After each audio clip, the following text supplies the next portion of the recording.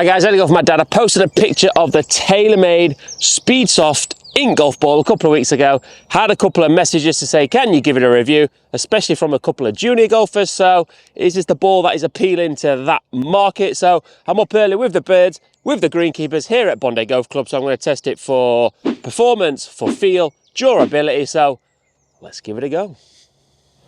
Right guys, so Taylormade definitely being funky again with their design. Obviously they did their Pix balls a few years ago. Definitely gone to another level in terms of design. I guess it's going to be like Marmite, you either love it or hate it. Gotta say, with all the different colours, the blues, the pinks, the greens, I think it's pretty cool to be fair.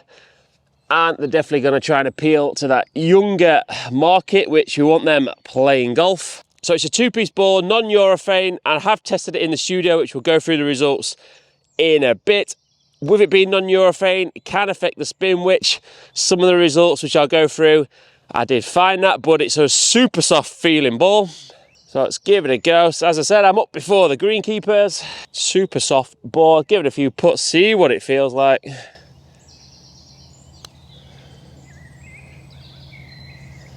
Oh, tell the lines on there. Definitely first shots on here. Definitely a soft ball. My gamer ball, if you've seen my other ball reviews, is the TP5X. So I'm used to a harder ball. I actually like the softer feel. And first hit with the putter, definitely super soft feeling. Oh, feels really nice. So one problem I already could see is that if you want to put a line on the ball with all the pattern, I guess you could put a line somewhere along it, but if you're using a line on the putter, could get a bit too much going on in your eye line with all the funky design going on. But in terms of feel,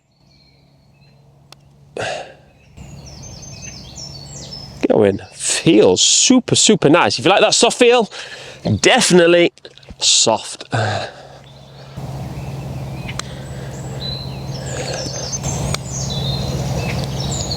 Right guys, so in terms of putting, definitely a very soft feeling off the putter face, which again, I don't mind to be fair, so let's go do a bit of chipping.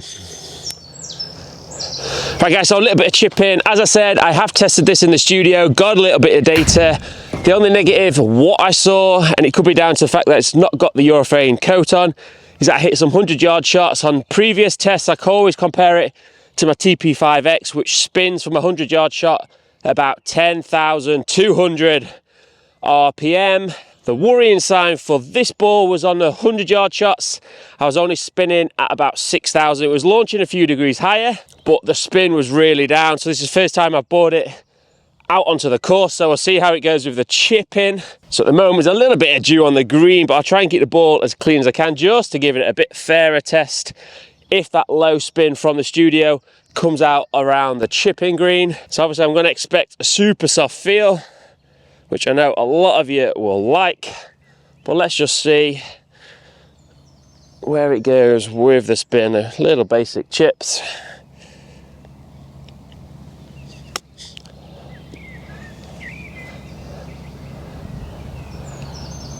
That's not doing too bad on there, feels nice again, really super soft off that face. Even with the little keepy up is, again, soft feel, so that's going to carry its way through.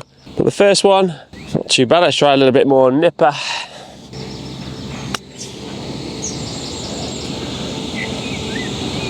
It's not too bad again, the greens, we had some rain again last night, but that's not stopping too bad. Definitely doesn't feel as ultra responsive as a TP5 off the face, but that's not too bad, that. Let's give it another go. I'm going to try my little draw chip, my new favourite go-to little chip. Inside, let the toe release, little draw.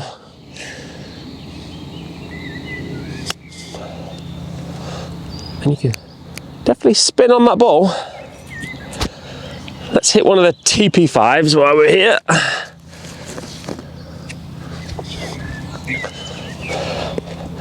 The same shot with the TP5.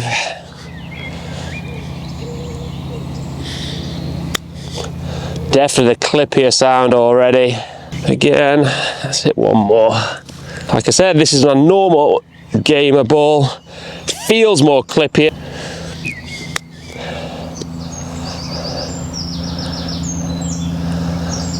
You can see they're definitely checking. There's definitely more spin on that TP5X, so we're losing a bit of spin, but not too bad from there. On the results, obviously it was from the 100-yard shot, so I might go try a couple of shots just from a bit further afield and see how it performs. But not too bad chipping wise. Right, little wedge shot test then with 60 yards to the pin. Obviously one with the Speedsoft, then we'll go with the TP5X. Little 60 yards. Let's try and feel a little one.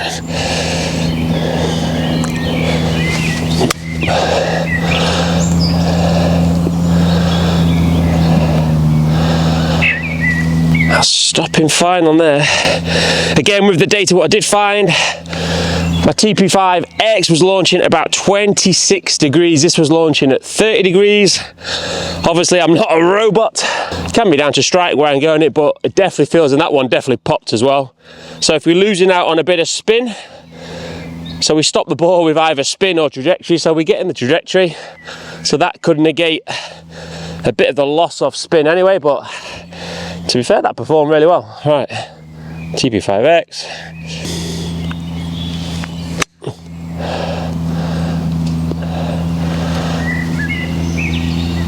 Didn't give that one enough. Definitely the clippier sound. You can see definitely slightly lower flight trajectory. I'd say ink ball won that one. All right, let's give it one more go with this. This green as well slopes front to back, so it won't pull up a sharp edge. Again, the wet balls, wet greens, it's not gonna have super spin on it, but nipped it.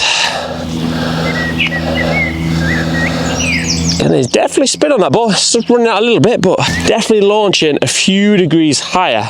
So again, if this ball is aimed more at the younger market who need some help to get that ball in the air, that's definitely not a bad thing also.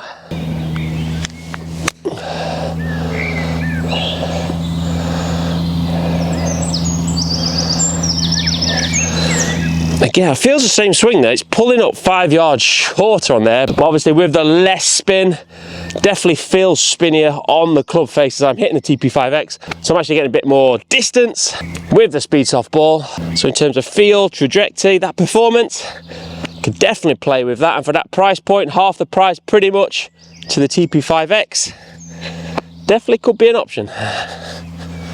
Right guys, durability test time. As I do with all my ball reviews, hit 10 balls from the sand and we'll see how the ball looks after those. With the non-urethane face, will it last a little bit longer?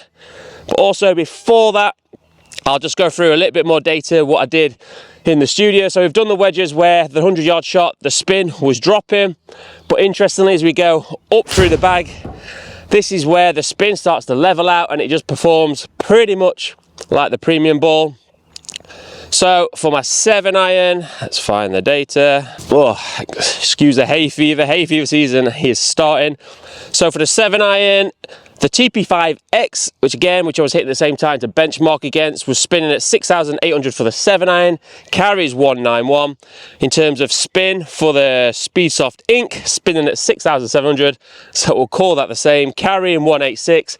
So I was losing a little bit of ball speed with the INK, but we're talking just a few miles an hour, and that related to the carry distance. So for the mid-irons and up, the data was looking really good in terms of performance. So I'm going to hit 10 shots on here, guys, and I'll get back to you when I've hit these 10 shots.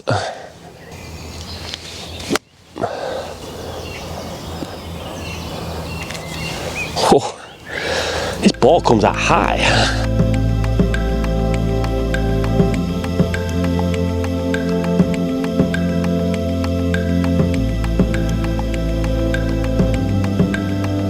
Right guys, durability test done. I'll go through the results in a second, but I know you want to see some driver stats. So when I hit the driver in the indoor studio, should just pop up here anyway, but I was spinning at around 2,500 revs with the Speedsoft INK. Club head speed when I was hitting it was averaging around 124 miles an hour. Smash factor was down about 1.38, which correlates to the drop in ball speed. Ball speed was around the 170 mark, but it sits where I want to hit with the spin. I might be losing a few miles an hour in terms of ball speed, but for a mid-price ball, definitely impressed with those driver results. Right guys, so in terms of durability, like we said, it's not got the urethane coat on, so 10 shots from the wet sand and I can't really see any damage. There's a tiny little scuff mark on there, which I'll little zoom in on there. But in terms of other damage, really can't see anything else. So it's performed really well. So in terms of durability, definitely passed that test also. Right guys, so in conclusion, the Taylormade Speed Soft ink ball, I actually love it. I love the funky design. I love that Taylormade keeps pushing boundary of design. We've got to get the younger people into golf, and funky stuff like this definitely makes it a little bit more appealing, a bit more cooler to play golf.